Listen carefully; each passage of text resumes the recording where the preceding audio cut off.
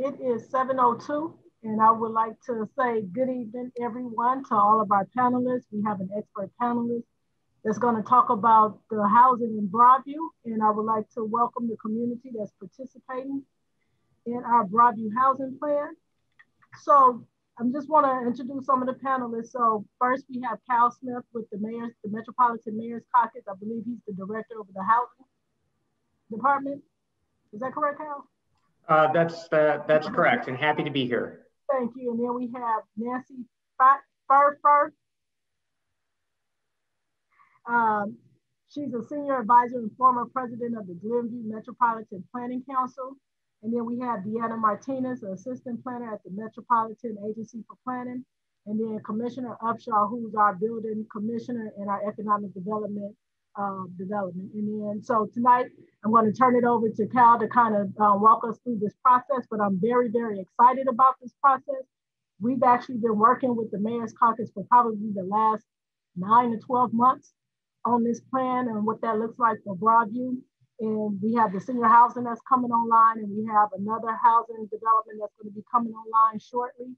And so we're just excited about the changes that's taking place in our housing site. But we also want to talk about how we can support the seniors that's aging in their homes, and then how we can provide counsel to younger residents to purchase homes, because we do have a changing community and we have a young community, and we want to make sure that we provide all the resources that they need to get them started to either remain in their home or transition into senior living, or to purchase home from becoming renters to homeowners. So, and that's the goal, is to create more homeowners in our housing stock. And then as we look at the Roosevelt Road corridor, how we revitalize that with retail space and housing space. So Kyle, I turn it over to you. Thank you, Mayor. So I'm going to go ahead and share screen with a PowerPoint that we've put together. And then confirm that we all can see it before talking much more. Mm-hmm. We're all good? Yes. Okay. You just never know with Zoom. Maybe we should introduce ourselves, and the three of us on the Homes for Changing Region team are actually going to split up our presentation to you today. I'm Kyle Smith with the Metropolitan Planning Council, with the Metropolitan Mayor's Caucus, and Diana, and then maybe Nancy, you introduce yourselves, and then Nancy, you can start with our introduction. I can go next. Diana Martinez with the Chicago Metropolitan Agency for Planning. Very excited to be here and be presenting some of the data findings that we found. Thank you. And I'm Nancy Furfer. I am, excuse me, I am a senior advisor with the Metropolitan Planning Council. And actually I'm the former president of Glenview, the village of Glenview. And it has been a pleasure working here with the village and with your mayor, who is terrific to work with. She does such a wonderful job. I hope you all appreciate having her as your mayor. And with that, I'm going to tell you just a little bit of history of what Homes for Changing Region is. It's a project that actually began about 14 years ago. And it's a project that we have worked with over almost 60 communities. It's gone through several iterations, and its purpose is to help a community better understand their housing market, the trends and the challenges that are occurring there, and as they look forward, how do they make sure that they create the community that they really want.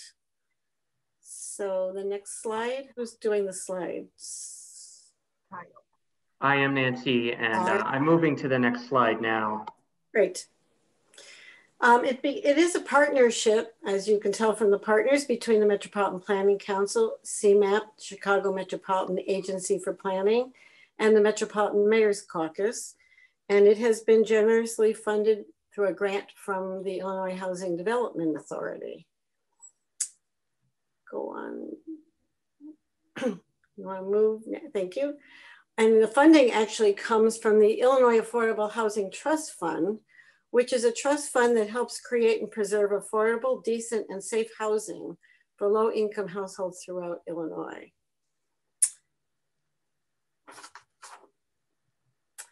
And the process that we use is we first start with data collection.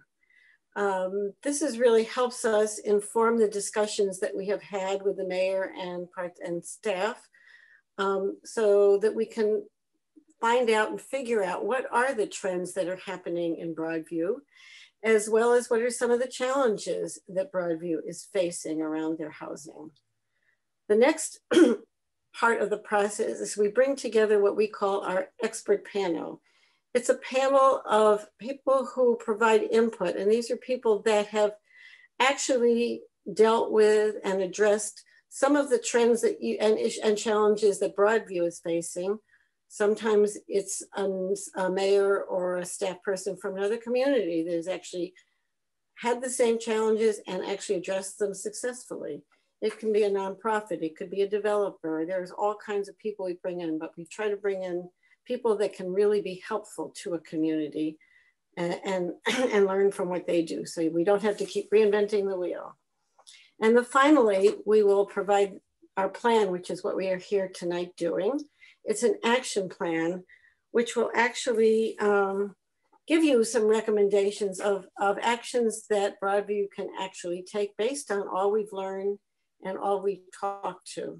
And hopefully these are things that the community can embrace and actually implement. And so with that, I am going to turn it over to my colleague, Diana, who will give you the key findings through all the data collection. Yeah, thank you, Nancy. And as Nancy mentioned, during the initial process of this partnership, we did some data digging to try to better understand the housing stock and market characteristics of Broadview. And it was very interesting.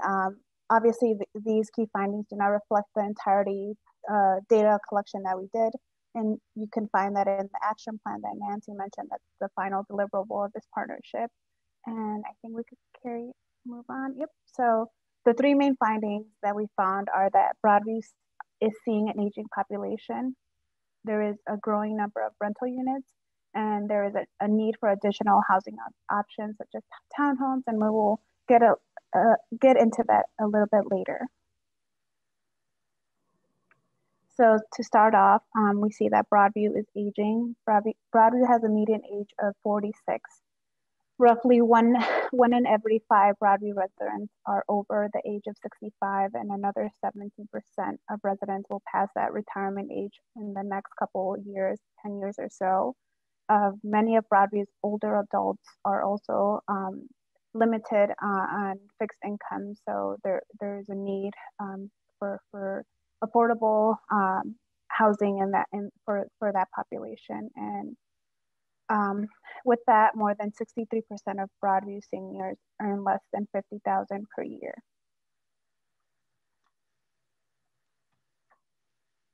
So moving on, here we see that after the recession of 2008, investors bought a large percentage of Broadview homes.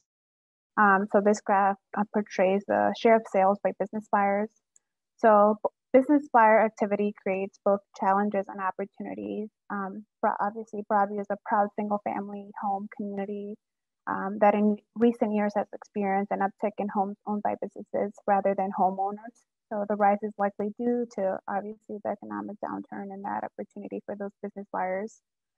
Another thing that we saw in the data collection was that between 2010 and 2013, Broadview saw a higher rate of home foreclosures than either Cook County and the entire Chicago region. So when foreclosures in Broadview peaked in 2012, there were about 5 foreclosures for every 100 properties. And that's nearly double than the overall county rate. So the number of investors purchasing these properties in Broadview paralleled the rise in foreclosures. And as I mentioned, Broadview is mostly single family home community, which with some large rental complexes, but has a relatively small inventory of townhomes, 2 to 4 unit buildings, and other housing types. So this obviously opens up opportunity to expand those other type of housing types in the area. Possible that a lack of housing mix has discouraged some of the Broadview workforce from choosing to live in Broadview. And lastly, I will just highlight that the vacancy rate sits at about 7.9. It is slightly lower than that of the region. I believe the region vacancy rate overall is 9%. And here we see that about half of Broadview's households earn less than $50,000 a year. So here you see the comparison with the region, owner versus renter by household income. So the median household income in Broadview sits at $53,000. And just to compare it with the region's median income is about a little over $65,000.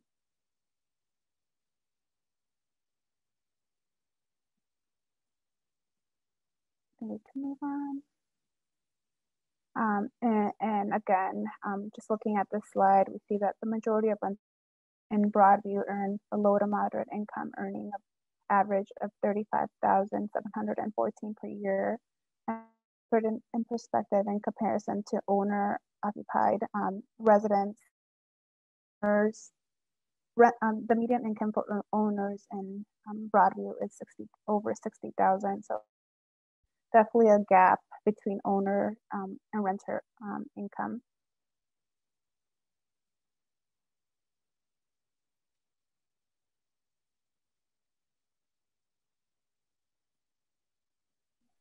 Thank you, Diana.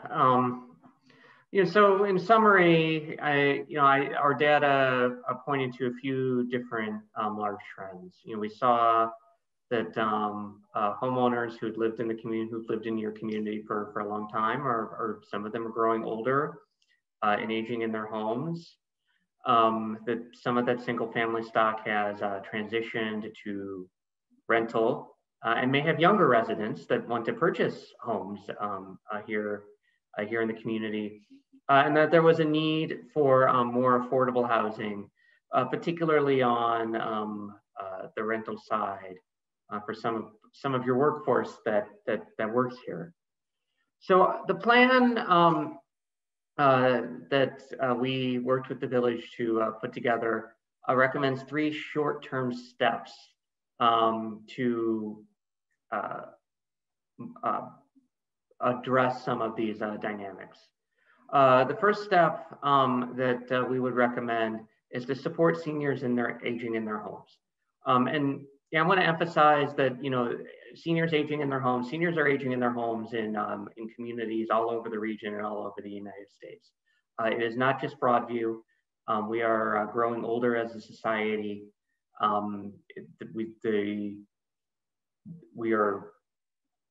Our life expectancy is much longer than it used to be. There are many places that are thinking about better ways to support folks past retirement age that are still in their single family homes. Similarly, the dynamic of wanting to attract younger residents is something we see many places as well. So the second recommendation is to support housing counseling to support younger residents here in the community that may wish to purchase homes. And the final recommendation of the plan is to attract affordable housing investments, such as the new senior housing building that the mayor mentioned along Roosevelt Road and elsewhere to create affordable options for folks to stay in the community. So I want to talk about each of these in detail, and then we will conclude. So the first recommendation is to support seniors aging in their own home. And in our expert panel, we discussed a program coming out of our region and the Baltimore region called Capable, called Communities Aging in Place, Advancing Better Living for Elders. The concept behind Capable is to link folks who are in their own home. Maybe they're alone in their own home, and maybe right now they're isolated in their own home because of the pandemic, with housing improvements and healthcare to help them better maintain their home and continue active living within their home.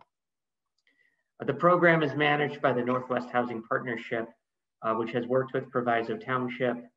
They're based out of Schaumburg. They've worked with Proviso Township on some housing activities over the years. The goal of the Capable program is to help seniors age in place, and in particular to prevent falls.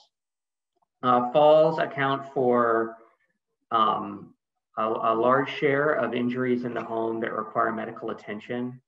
About 60% of falls result in visits to the emergency room. And the reality is that many of our homes, doesn't matter when they were built, there are little things in our homes that can cause falls. You can fall in the bathroom. You might have a ceiling fan or a light in your closet where the string is just a little too high. That can cause a fall. There are all kinds of incremental improvements that can be made within the home to keep seniors safe and prevent falls and keep them out of the emergency room. And that is the point of Capable. So how does the Capable program work?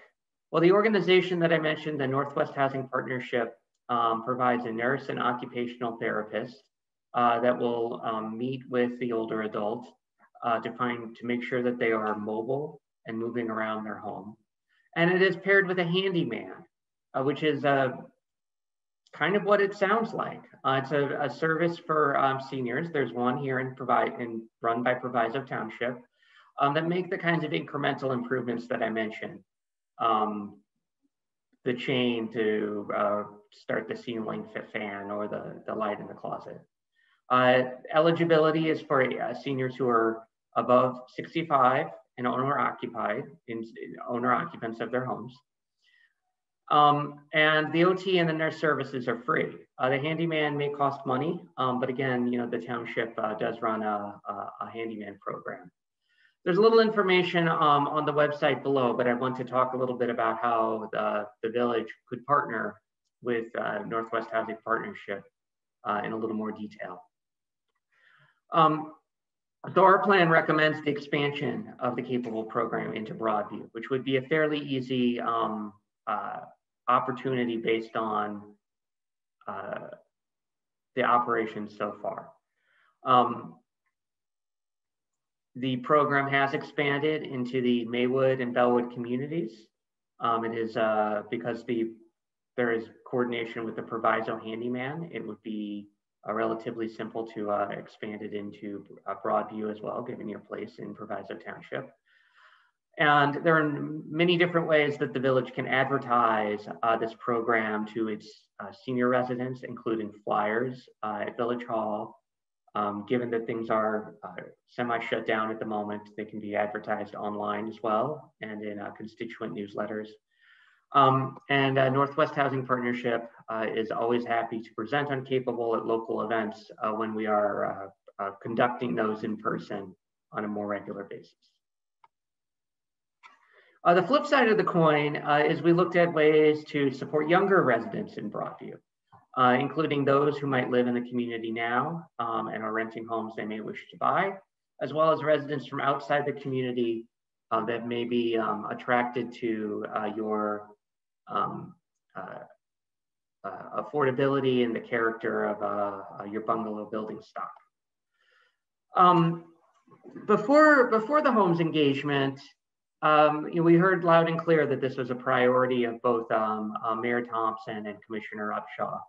And the village had actually been doing counseling sessions with residents, to encourage just what I'm talking about, to encourage renters in the community to buy their homes and those from outside the community to find an affordable opportunity in Broadview.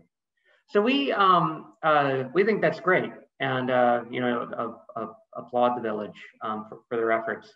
There are housing counseling agencies. They're called HCAs, and they are run by HUD that get funding from the federal government to do this very thing that the village can partner with. They help folks with budgeting to make sure that they have the ability and are in a good financial position to purchase the home in the first place. You make sure that they can afford it from a long-term financial perspective, create an action plan to ensure that they can pay off the mortgage over the mortgage term, 30-year term. And then they follow up with them to see where it's going and make sure they're on a sustainable path to continued home ownership, given the pitfalls of the foreclosure crisis 10 years ago. This map up on the screen shows the housing counseling centers in the area, and you'll see the star here is Broadview. I know you all know where your community is. You'll see that most of the housing counseling centers near Broadview are in the city of Chicago. And this map is actually a little bit deceptive. These are the nearest ones. You'll notice that I don't show anything to the west and south. That's because there isn't one within easy distance to the west and south of Broadview. So a key recommendation is to find a way to partner with one of these existing agencies and leverage the funding that they already have to provide more counseling in Broadview. So at our panel several months ago, we talked about several potential next steps to do so. The key step is to partner with a center. And then that partnership can take many different ways. It could be individual financial literacy and homebuyer classes run directly by the village and that ACA. There could be an online resource guide that may be particularly valuable right now in the online world that we seem to continue to find ourselves in. Or the village could work with the HCA to provide a space for counseling, given that there isn't an active space currently in the community. So that could be office hours in a dedicated space in Village Hall every week. Alternatively, or additionally, it could be office hours at a dedicated space at a nonprofit partner to provide services for residents in multiple community areas. No matter the path that is taken, these HCAs are a great resource for the village. So just because there isn't one located in the village, that doesn't mean that it's not available to residents. There are many, many ways that residents can tap these services and find a home in the community. And then finally, our third recommendation was to add affordable housing investments. And it should be noted before talking about this that there is one coming online soon, 70 units of affordable senior housing at 17th Avenue and Roosevelt Road. That's wonderful. And one of the things that we noticed when we were touring the community with Commissioner Upshaw is that there are other infill sites available that could be also sites for affordable housing at other locations along Roosevelt Road and elsewhere in the community. The Illinois Housing Development Authority runs a program where it provides funding for affordable housing. And there could be ample interest from affordable housing developers for building additional affordable units on any of these sites should the village share that vision. One of the things that we discussed at the expert panel was whether there would be the market for an additional affordable senior building, for example, given that this one is currently being constructed. A market study would need to be completed by the developer to determine whether or not that this is the case. But we think that our data points to a potential need and would certainly encourage the village to explore this. So what are the next steps should this be the plan? The village, of course, will need to evaluate whether or not it does seek to see this kind of development on these other parcels, like the parcel along 17th Avenue. Should it choose to do so, it can really release a request for proposal and explicitly encourage affordable housing for families or for seniors in the RFP. And this may be a very good way for attracting developers that are experienced with this kind of development to be interested in the village. They're out there. The investment money is out there. The RFP can be a very good way of sending the signal to the market and attracting an experienced developer to build this kind of housing. So with that, we've talked quite a bit about our recommendations. We talked quite a bit about other housing issues as well beyond this summary, we thought that we would stop there, and I will stop sharing my screen and open it for questions and comments. So Dave, can you talk about the additional housing on Roosevelt Road? What's in the pipelines? You're on mute.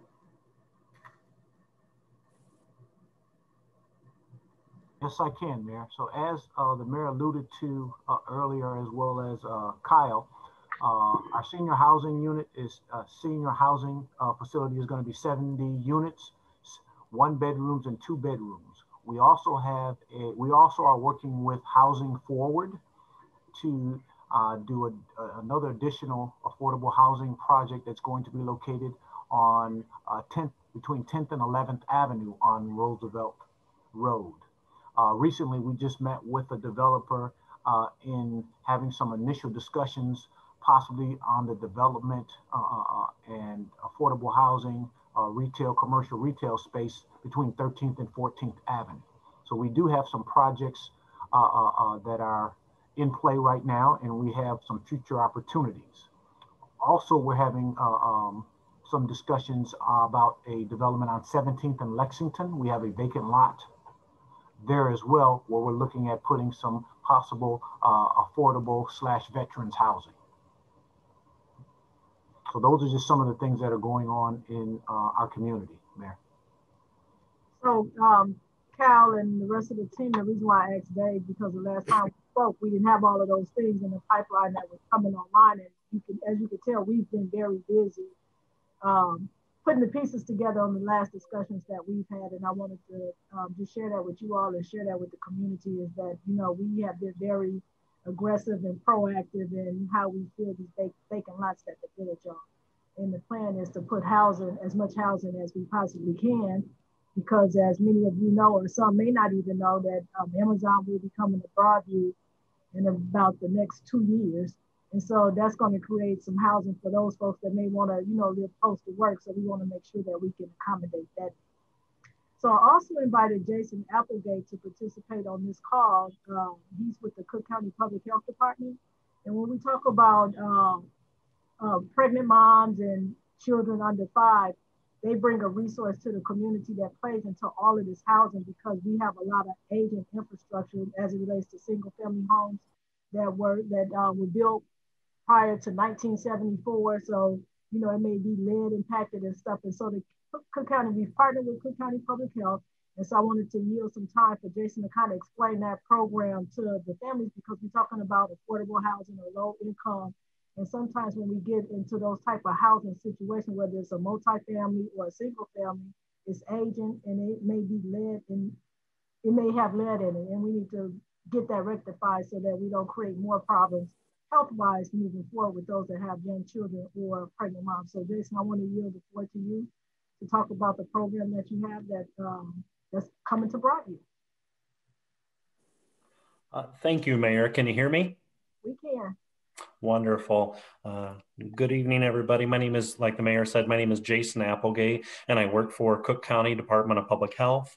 I am the program manager for the lead reduction grant, and this is a HUD grant, Housing and Urban Development grant, that the county was awarded, oh goodness, probably 2 to 3 years ago. And we've recently, as of last year, expanded it to the village of Broadview and some of the surrounding communities. Like the Mayor had alluded to, it is for pre-1978 homes, which is really unique because Broadview does have a lot of older buildings that would qualify for this, which is the reason why it was chosen as one of our focus areas. Another one of the major reasons that Broadview qualifies is because there are significant reports of children with elevated blood lead levels. So what does that mean? That means a child has been exposed to a lead hazard. And in most cases, we find that when we do investigations or send a nurse out, it does in fact come from their dwelling or their residences. So this program also partners with Northwest Housing Partnership, and they're actually doing quite a bit of our intake. However, so you say, what does this really do, Jason? This program, if you qualify, will send a lead risk assessor out to your home, and they will investigate any painted surfaces in the home. This could be walls, doors, windows, floors. This could even be the soil out in the yard. And once we get that report back and we've identified those positive lead areas, we create a work items list. Then we subsequently hire a contractor who is qualified through the state of Illinois as a lead abatement contractor. And they, of course, would then go to Broadview and get the permit. And in most cases, our projects go for 3 to 4 days. Occasionally we'll require a 5th day, but that's for a clearance. So I'm getting ahead of myself a little bit, but any positive lead surface that we identify, it could be a wall, floor, a door. In a lot of cases, we replace windows, and that's the windows throughout the whole home. We can replace gutters, we can redo siding, and those are just a couple of things. But we've done small projects to where it was a single window, and not to make a cruel joke, but we've done houses that were entirely dipped in lead. So we have quite a range, and it's not just for homeowners or home owner occupied, it's also for renters. And HUD allows us to do up to a 5-unit building. So this is ideal for landlords because it's not based on their income. It would be based on, for the qualifying purposes, it would be based on the occupant's income. Another thing I just wanted to point out before I go, you know, coming from the health department, a lot of times when I start talking, you know, it goes right to COVID because, of course, that's the big hot button and in the forefront of everyone's mind. And that is, you know, to be truthful, that is what's really most important right now. However, if we have deteriorated painted lead surfaces in our homes and we're sheltering in place and we're spending more time than we've ever spent before in our homes, that would mean that you are being exposed to more lead hazards than ever before. And this isn't to scare people. This is just to bring a little bit of reality to the situation. So if your house is pre-1978 and you do meet the other qualifications, I'd definitely like to encourage people to reach out to Northwest Housing Partnership and apply today, and or contact me. I've been speaking with the mayor, and we're involved with several of the other communities around the area, and definitely ask questions because we'd much rather be able to advise people on what to do or how to do it, or even if they qualify for the grant, help them out that way versus people just, you know, continuously being exposed to, you know, something that they don't even know is there that is poisoning them. So with that, I'll give it back to you. Thank you, Mayor. Thank you, Jason. Jason is going to get the information to us, and we'll make sure that we disseminate that information via email or through our local school districts to make sure that the families have it. We want to make sure that we protect all of the families that live here in Broadview, and this is a program that's free to the community, and we want to make sure that we access those services. So thank you, Jason, for jumping on this call with us as we talk about the housing plan for the village of Broadview and how we project that looking towards the future. I also want to thank Cal and Diane and Nancy for participating tonight. I know taking time in the evening from your family, I just appreciate that, but I think this was the best time that we could get most of the participants, especially working families, to get engaged and be a part of the conversation. This video will be posted on our Facebook page as well as emailed out to the residents. For those that wasn't able to participate, they'll be able to review the information later. Those that are participating, thank you for participating tonight. If you have any questions or final thoughts before we log off, put it in the chat or raise your hand, and the panelist is happy to answer any question that you may have at this time. But these are just some of the services that we bring to the village of Broadview. And I know I've been a resident for 23 years. And I've never seen us be so proactive to make sure that residents have the information that can help them.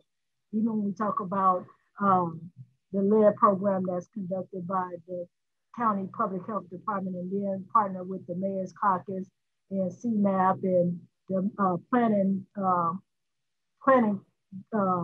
agency. You know, all of those things make us wholesome when we participate and we partner. So I thank you guys for your partnership, and I appreciate the leadership you have poured into me in this process. And like I said, we've been talking with you all for the last 9 months. And prior to COVID, we did have an open community meeting where we had many of the agencies come out, and some of the other community leaders came to hear the presentation. But this is the final work that Diana has put together with the data analysis. So if I could just get a copy of the whole action plan, I could put that on our website so that the community is able to view that and what that looks like for the village of Broadview. And let's just keep the conversation going, and let's still be proactive in supporting one another. But just know that we are Broadview strong, and we say that proudly as we move forward, as we continue our housing. But we know housing is a big part of economic development. So I'm happy to partner with all of the partners that have helped shape this plan. So thank you very much. Dave, did you want to say anything? Yeah, I would like to say, Mayor, thank you. It's been a pleasure working with you, but know that we are still around. So if you need any help with any of this, please reach out to us. We're here to help, and we think you're doing a great job. Even though, I mean, you are really being greatly proactive, and I know your community appreciates it. Thank you, Nancy. I mean, you know, I've told you before, don't say, just call on me, because you know I will. We know, we're counting on it. Well, Mayor, I just wanted to just add a couple things. I know in the last 9 months, as the mayor stated, we've gotten to this point. We've actually, the mayor's office as well as the building department, we've actually been working with Kyle probably since 2019, Kyle, when we started this with the surveys and the informal conversations to get where we are today. And those conversations and those relationships that have been fostered by the mayor has gotten us to the senior housing project, has gotten us to Housing Forward, has gotten us to possibly luxury rentals to assist the doctors at Hines and Loyola. So we're well on our way to make sure that we have a viable community and address some of the issues that you presented to us based on statistical data, i.e. our growing senior housing population, as well as our young folks and those who are renting, that we want them to become homeowners and invest in our community, invest in Broadview. So I want to thank each and every one of you for the support that you've given the village of Broadview and myself specifically in terms of moving our community forward. Thank you, Mayor. You're welcome. Any last thoughts from Kyle or Diana? I'm not sure I have any particular wisdom to share, except it's been a pleasure working with the village, and David's right. The commissioner's right. We've been working together for a couple of years before formally starting the planning process. It has been a pleasure to see the village pursue all of these actions, under your leadership, and just a pleasure to be working with you. Thank you. I agree. Thank you so much, Mayor, for bringing us along. And all of this would have been a lot better if we were in person, but obviously we can't. And so hopefully sometime in the near future with another program or other initiatives, we can be together again. I so agree with that, Diana. Maybe once we get COVID out of this, we can recircle and just have a celebration. Yeah, we'll be there. Maybe you guys will come out to the ribbon cutting ceremony for the senior housing, because that would be the first ribbon cutting that we would do in the fall. So yeah, I invite you guys to come participate with us with that, because that's a big deal to the community, and with your input, I mean, it's a big deal. So we would love to have you come back to Broadview to cut the ribbon with us. All right, so with that being said, I just want to say God bless you. I love you all, and have a good week. Be safe. We're getting ready to get a lot of snow, so I just want to say this to the community that's listening. 2 inches or more, no overnight parking on the street. We will tow. So I'm putting it out there that, so spread the word and let everyone know that we don't want to tow, but we got to make sure that the plows can get up and down the road safely and not damage anybody's vehicle. So be safe. Be patient with us during the next winter, the snowstorm, but we're here to support you, and just know that we're going to do our very best to make sure we remove the snow as quickly and as efficient as possible. Thank you and have a great night.